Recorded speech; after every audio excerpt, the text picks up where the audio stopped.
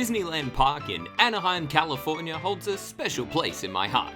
It was the first Disney park I ever attended in August of 2000 and can honestly be seen as the catalyst for my love of all things Disney and theme parks.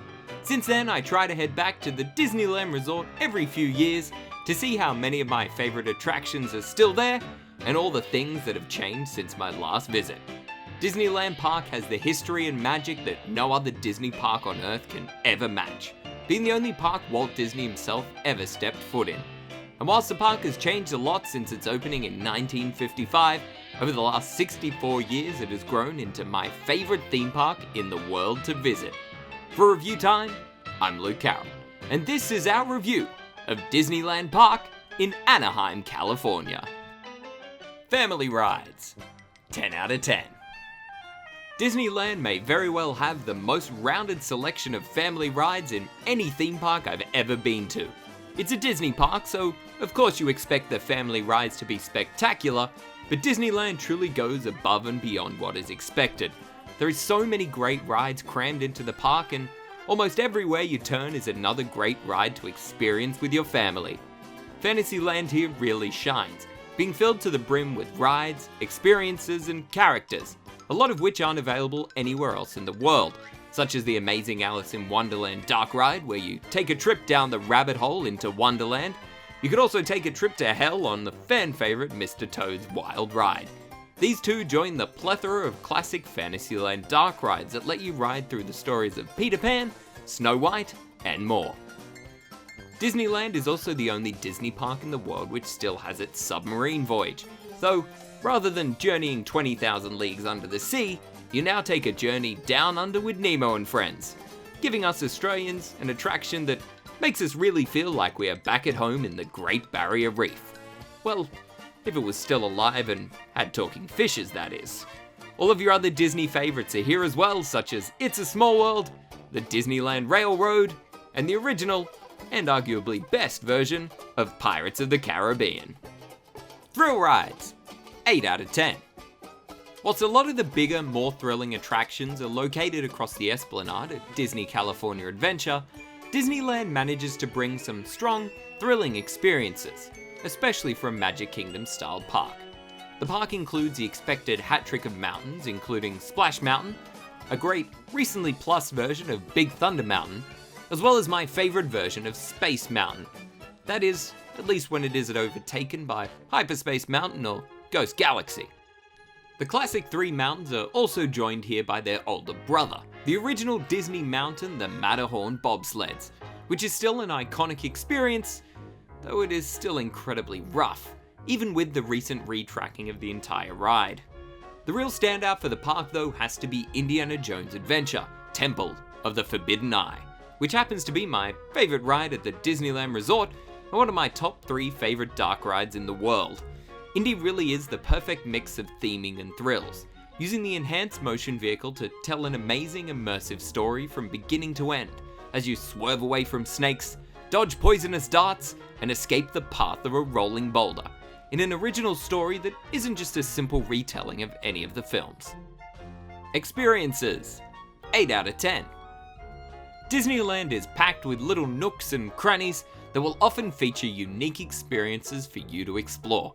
One of my favourite things about Disneyland is that most of the characters still roam around the parks rather than meeting in specific meet and greet buildings. This allows for some great impromptu character opportunities. Disneyland is also home to some great walkthrough attractions, including a nice little tour of Cinderella Castle, which is a lot smaller than those on offer at other parks like Tokyo Disneyland, but it's still great to have something to do inside a Disney castle. There is also Star Wars Launch Bay, which may just be a glorified meet and greet location for most people, but as a lover of the Star Wars universe, I found myself coming back multiple times and studying the displays they had, and the little model for Galaxy's Edge made me as giddy as a schoolgirl. The best walkthrough experiences though have to be Mickey and his friends' houses in Toontown, giving you a great chance to see how all of our favourite pals live. Also for you Disney history buffs, make sure you don't miss the Disneyland story featuring great moments with Mr. Lincoln at the Main Street Opera House, which features a great mini museum before the historical main show. Entertainment, 9 out of 10. Disneyland has some of the best entertainment options in the world, including stage shows, parades, and nighttime spectaculars, which are all world class. The only issue with their entertainment is that most of them are only shown during select days of the week and during peak season, so it usually becomes a trade-off between quiet crowds and a ton of entertainment on offer. Last time we attended the park, we had to add an extra day on a Saturday to our tickets, so we would have the chance to see Fantasmic, as well as Mickey and the Magical Map. Speaking of Fantasmic, it has within the last couple of years debuted a brand new imagining of the show featuring Mickey Mouse a lot more, as well as some modernizing of the characters and movies featured throughout. Whilst for nostalgic reasons the old Fantasmic will always be my favorite Disney theme park show in the world, the new show does wonders for keeping the show fresh and familiar for a new generation of Disneyland fans. Though I can never decide if the current Disneyland version or the Tokyo version is the best Fantasmic currently playing around the world. Some of my other don't miss shows at Disneyland Park include Mickey and the Magical Map, a great character show with some truly magical moments. Just make sure you sit centered in the theater for the best view of the effects, as well as all of the roving bands that exist in almost every land, creating a natural soundtrack for the park. But my personal favorite show venue has to be the Royal Theater, where you can join the dynamic thespian duo of Mr. Smythe and Mr. Jones as they perform for you hilarious versions of your favorite Disney princess stories. Staff, 9 out of 10. Disneyland staff are incredible at their job, and all of them seem to be super passionate about not just their career, but the park and its history as well. The amount of staff you will find that have been there for many years is incredible, and shows how some of these cast members see their career as much more than just another job. A big shout out as well to the nighttime staff, who seem to be a lot younger than the daytime staff, but showed an equal amount of passion for the park and care for the guests within. Theming, 8 out of 10. For a small park size-wise, Disneyland does mostly go all out with its theming. Almost every area in the park has great theming that envelops you into the worlds Imagineers have created for you to explore. Adventureland is incredibly lush with foliage that brings you into the tropics, Fantasyland makes you feel as if you have walked right into a storybook, and Frontierland makes you feel at home in the Wild West. The only disappointing land thematically is Tomorrowland, which seems to be stuck in a limbo of thematic choices, with the People Mover tracks still sitting abandoned overhead, and a mixture of themes leading up to Space Mountain. Though to be fair, the half of the land with the submarine lagoon does allow for some beautiful shots. Overall though, Disneyland's theming is incredibly strong, and rides like Indiana Jones Adventure have some of the best ride theming I've ever seen. From the moment you step foot inside the attractions queue to the moment you exit the ride, you are enveloped in the world of Indy. Merchandise, 9 out of 10. Disney really knows how to make me reach into my wallet, and the merchandise on offer at Disneyland is no different, offering a great variety of items from little knickknacks to premium art and collectibles. Disneyland probably has the perfect assortment of merchandise for my tastes. I always seem to leave with some great pins, t-shirts, collectibles, and at least one bigger art piece that will find itself in a prominent location in my house once I get home. The pinnacle of Disneyland merchandise for myself though was everything that was on offer for the Diamond Anniversary back when I attended in 2015. And all of the limited edition items truly made the event feel special, and everything I bought that year still has a pride of place in my house and wardrobe. Affordability, 7 out of 10. Disneyland is not a cheap park to visit for any amount of time. Tickets, food, and merchandise are all on the slightly more expensive end of the scale compared to most other Disney parks. Ticket prices have recently increased again, as we expect them to this time every year. This most recent ticket price increase has seen some annual passes rise as much as 25%.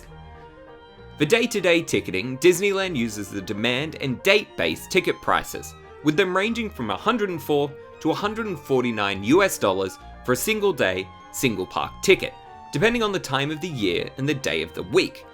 One upcharge experience I usually do end up getting when I'm at the park is the Fantasmic dinner package at Riverbell Terrace, which is $45 for a great 3-course meal and provides you with a perfect front and center viewing area for that evening's performance of Fantasmic. This package is also available at the Blue Bayou for $72 per guest, but usually books out a lot quicker than the Riverbell Terrace offering. Atmosphere, 10 out of 10.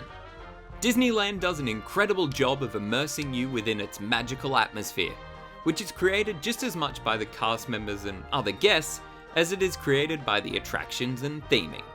Even though the world outside of the Disneyland Resort is incredibly close to the parks, once you step foot inside, you are completely immersed in Walt's painstakingly detailed and designed world.